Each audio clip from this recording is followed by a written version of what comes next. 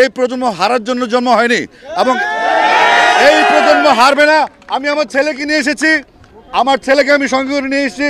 আসো, সে north south university wait করলে আমি লন্ডন থেকে আজকে আসছি। দিয়ে দিলাম, তোমরা গুলি করো, গুলি করো, সবাই। আজকে কোনো কথা নাই, শুধু অল আউট গেম। যে কোনো ভাবে দফা একটা দফা একটা দাবি, এক দফা এক দাবি। স্বৈরাচারী কবে যাবি? আমাদের সন্তানরা মেধার অধিকার চেয়েছিল মেধার ভিত্তিতে তাদের কর্মসংস্থান, তাদের পড়াশোনা, তাদের সব কিছু হোক। তারা কোনো রাষ্ট্র ক্ষমতার পরিবর্তন চায় নাই, তারা কারো ক্ষমতাচ্যুতি চায় নাই, তারা চেয়েছিল মেধার মূল্যায়ন হোক।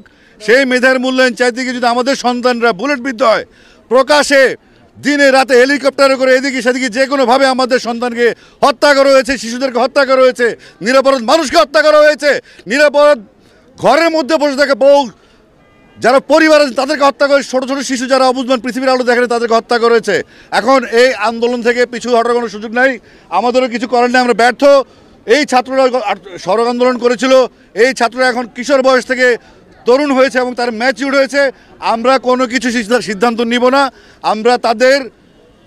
আমরা তাদের অনুগত হয়ে তাদের হুকুম মতো আমরা কাজ করব। এবং আমি বিশ্বাস করি যেই প্রজন্ম জেগে উঠেছে, এই প্রজন্ম হারার জন্য জন্ম হয়নি এবং এই প্রজন্ম হারবে না। আমি আমার ছেলেকে নিয়ে এসেছি, আমার ছেলেকে আমি সঙ্গে করে নিয়ে এসেছি। আসো, সে নর্থ সাউথ ইউনিভার্সিটি ওয়েট করলে আমি লন্ডন থেকে আজকে আসছি। দিয়ে দিলাম, তোমরা গুলি করো, গুলি করো, সবাই।